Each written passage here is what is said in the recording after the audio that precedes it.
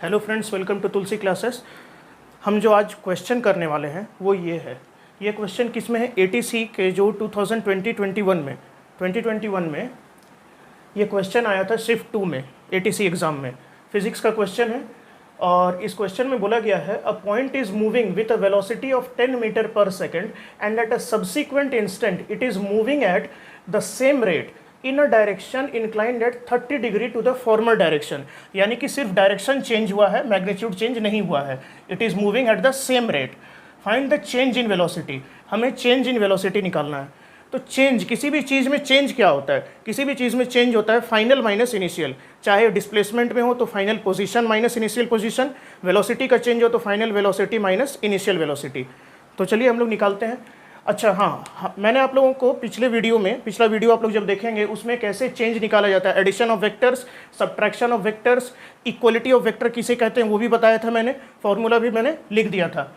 अब मान के चलते हैं कि ये जो वेलोसिटी है 10 मीटर पर सेकेंड, उसे रिप्रेजेंट करते हैं वेक्टर ए से। तो वेक्टर ए, इसका मैग्नीट्यूड कितना दिया हुआ है? इसका मैग्नीट्यूड दिया हुआ है 10 मीटर पर सेकेंड। ये हुआ इसका मैग्नीट्यूड। दो वेक्टर है तो दूसरा वाला वेक्टर जो है केवल उसका मैग्नीट्यूड सेम है, डायरेक्शन अलग है। तो मान के चलिए वो बी वेक्टर है, वेक्टर बी, जिसका मैग्नीट्यूड उसका भी 10 मीटर पर सेकेंड है, moving at the same rate 10 metre per second. ठीक है। और जो इंक्लाइनेशन है दोनों वेक्टर का वो 30 डिग्री का है। Theta is equal to 30 degree. 30 degree का इंक्लाइनेशन है और हमें चेंज इन वेलोसिटी निकालना है। यानी कि B minus A magnitude of vector B minus A. तो पहले हम लोग देखते हैं, रुकिए एक मिनट, इसे मैं रब करता हूं। बी माइनस ए जो मैग्नीट्यूड है, सपोज वो आर वेक्टर से रिप्रेजेंट हो रहा है, आर। तो वेक्टर आर, इसका मैग्नीट्यूड आर क्या है? आर है B minus A. Vector B minus vector A का जो मैग्नीट्यूड होगा वो आर से रिप्रेजेंट हो रहा है। अब आर का मैग्नीट्यूड क्या हो जाएगा? अंडर रूट पहला वेक्टर का स्क्वायर 10 स्क्वायर प्लस दूसरे वाले वेक्टर का मैग्नीट्यूड का स्क्वायर 10 स्क्वायर माइनस 2। क्यों माइनस? क्योंकि हम दोनों को सब्ट्रैक्ट कर रहे हैं, vector B minus vector A. अगर प्लस होता है तो प्लस 2ab cos थीटा, मैंने आपको फॉर्मूला बताया था। यहाँ minus 2ab cos theta, minus 2a into B, यानी कि ये हो जाएगा आपका माइनस 2 इंटू ए क्या है 10, बी का भी मैग्नीट्यूड 10 है, A B cos 30 degree. Cos 30 degree कितना होता है? Cos 30 degree is equal to √3/2। तो हम लोग इसको आगे करते हैं। वेक्टर आर फाइनल जो चेंज है उसका मैग्नीट्यूड बन जाएगा √10 square 100 plus 100 minus 100 plus 100 minus 2 into 10 into 10, 10 10 100 into 2 200 minus 200 multiplied by cos 30 degrees √3/2। ये होता है कॉस 30 डिग्री। कैंसिल हो जाएगा 2 और ये 200 है तो 100 टाइम्स जाएगा। तो ये बन जाएगा 100 प्लस 100 200 माइनस 100 √3, 200 माइनस 100 √3। इसे मैं रब करता हूँ, 200 माइनस 100 √3 अंडर रूट आर का जो मैग्नीट्यूड है वो है अंडर रूट 200 माइनस 100 √3। और √3 कितना होता है? इसका वैल्यू आप लोगों को याद रखना है 1.732। √3 का वैल्यू होता है इज इक्वल टू 1.732। √2 होता है 1.41। तो कुछ स्टैंडर्ड है जो आपको याद रखना होगा, स्टैंडर्ड रूट्स, जैसे कि √2, √3, √5, √7 तक याद कर लीजिए, उससे ज़्यादा जरूरत नहीं पड़ता है जनरली। तो अब ये कितना बन जाएगा? 200 माइनस 100 √3, यानी कि 200 हो गया माइनस 100 √3, 100 √3 यानी 173.2 कर लीजिए। 200 माइनस 173 कितना बन जाएगा? 83, 93, 27, 26.8 हो जाएगा। इसे सब्ट्रैक्ट कीजिएगा तो 26.8 8। अब आप जानते हैं कि 25 का स्क्वायर रूट 5 होता है, 5 से कुछ ज़्यादा होगा, यानी कि आपको ऑप्शन में 5 पॉइंट समथिंग जो रहेगा, डेसिमल में ऑब्वियसली ऑप्शन जो डेसिमल में रहेगा, तो 5 पॉइंट समथिंग ऑप्शन में रहेगा, 5 पॉइंट में 2 ऑप्शन नहीं रहेगा, और अगर रहता है तो आपको निकालना पड़ेगा, जो कि इसमें निकल के आएगा 5.177 अप्रॉक्सीमेटली आएगा, ठीक है। तो find the change in velocity, ये और मीटर पर सेकेंड। तो ये जो है चेंज इन मैग्नीट्यूड है, मैग्नीट्यूड का चेंज पूछा गया था इस क्वेश्चन में शिफ्ट 2 में, डायरेक्शन का चेंज नहीं पूछा गया था, जो फाइनली जो डायरेक्शन में बनाएगा वो दोनों, वो नहीं पूछा गया था, केवल मैग्नीट्यूड का चेंज पूछा गया था। ऑप्शन में 5.177 metre per second is the correct answer. Shift 2 का क्वेश्चन था, मैं यहाँ लिख दे रहा हूँ शिफ्ट 2। ये जो क्वेश्चन था ये था आपका शिफ्ट 2 ATC, शिफ्ट 2 ATC 2021 का शिफ्ट 2 का क्वेश्चन। अब चलिए एक और क्वेश्चन हम लोग देखते हैं। अगला क्वेश्चन जो है वो प्रीवियस ईयर में आया वो नहीं है, यानी 2021 का नहीं है। मैं आपको बस एक आइडिया दे रहा हूँ कि इस तरह से एक और कैसा क्वेश्चन आ सकता है, वो जस्ट फॉर प्रैक्टिस होगा। तो देखिए हमारा जो अगला क्वेश्चन है वो क्वेश्चन है 2 vectors of equal magnitude 5 unit, यानी कि मैग्नीट्यूड दोनों का 5 यूनिट है, have an angle 60 degree between them, find the magnitude of the sum of the vectors and the difference of the vectors. यानी 2 क्वेश्चन इसमें इंक्लूड हो गया। जो सम ऑफ द वेक्टर है उसका मैग्नीट्यूड क्या होगा, डिफरेंस ऑफ द वेक्टर्स का मैग्नीट्यूड क्या होगा, और जो 2 वेक्टर्स है उसका मैग्नीट्यूड 5 यूनिट ईच है, angle is 60 degree between them. तो चलिए हम लोग क्या करते हैं, मान के चलते हैं पहला वेक्टर A है, दूसरा वेक्टर B है। तो वेक्टर A एक है प्लस वेक्टर B, पहले हम लोग A पार्ट को कर रहे हैं, ठीक है। ये A पार्ट हम लोग पहले कर रहे हैं, सम ऑफ वेक्टर, इसका मैग्नीट्यूड कितना हो जाएगा, सम ऑफ वेक्टर्स का मैग्नीट्यूड जो रिजल्टेंट का होता है वो मैंने आपको बताया था formula, root under square of the magnitude of first vector.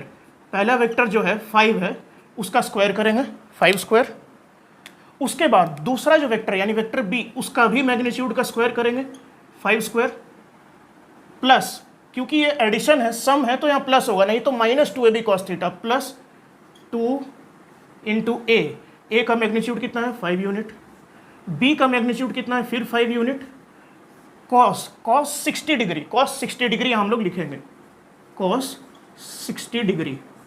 इसे जब हम लोग सॉल्व करेंगे तो हमारा आंसर आ जाएगा under root 5 square 25 plus 25 plus 25 plus 5 5 ज़ा 25 25 2 ज़ा 50 multiplied by cos 60 degree half होता है, cos 60 degree is equal to half. अब इसे सॉल्व करेंगे तो ये कैंसिल होकर कितना हो जाएगा 25 बन जाएगा, 25 प्लस 25 50 प्लस आपका ये हो जाएगा 25 यानी कि 75 अंडर रूट 75, जो कि निकल के आएगा रूट अंडर 25 इंटू 3, 5 बाहर आएगा 5 रूट 3 यूनिट्स, ये आपका आंसर हो जाएगा। 5 root 3 units is the magnitude of sum of the vectors A and B। ये देख लीजिए, अब इसे मैं रब करता हूँ और B पार्ट को निकालेंगे, यानी दोनों वेक्टर B माइनस A का मैग्नीट्यूड कितना है।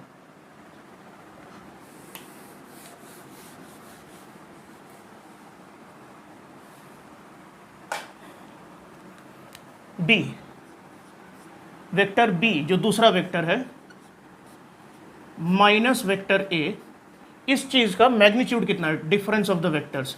मैग्नीट्यूड निकालेंगे, फॉर्मूला मैंने आपको पिछले वीडियो में बताया है, पहला वेक्टर का स्क्वायर प्लस दूसरा वेक्टर जो है उसका भी मैग्नीट्यूड का स्क्वायर, माइनस आ जाएगा क्योंकि डिफरेंस निकाल रहे हैं, -2 मैग्नीट्यूड दोनों वेक्टर का लिखिए, दोनों का 5 ही है, 5 इंटू 5 cos 60 डिग्री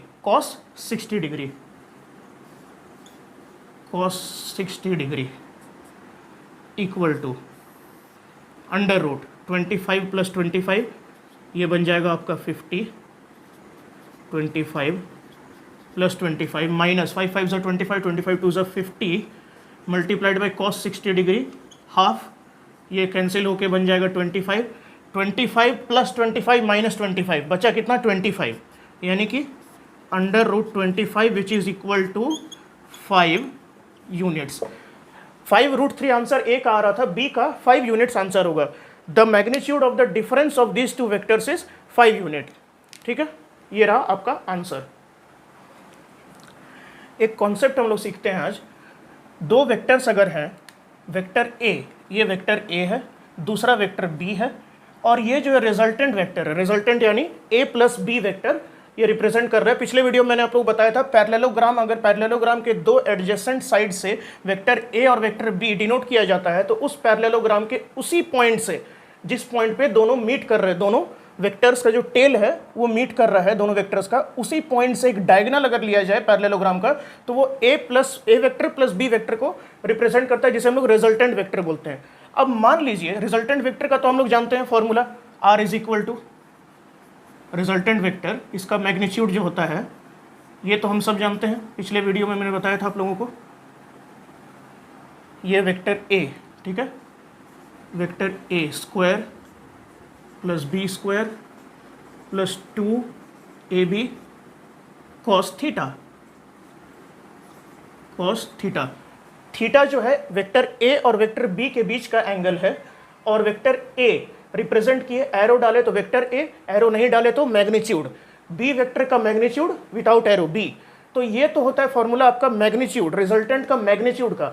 अब रिजल्टेंट जो एंगल बना रहा है, सपोज ये एंगल आपसे पूछा गया अल्फा, ये एंगल अल्फा बना रहा है वेक्टर ए के साथ, टोटल थीटा है ए और बी के बीच में, वेक्टर ए के साथ resultant is making alpha angle. तो अल्फा का वैल्यू क्या होता है, उसका फॉर्मूला डायरेक्ट आप लोग लिख लीजिए, alpha is equal to B sine theta divided by A plus B cos theta. B sine theta यानी कि magnitude of vector B multiplied by sine theta, sine of angle between the two vectors, complete angle alpha नहीं sine theta, divided by A plus B cos theta. इसका जो value आएगा that is equal to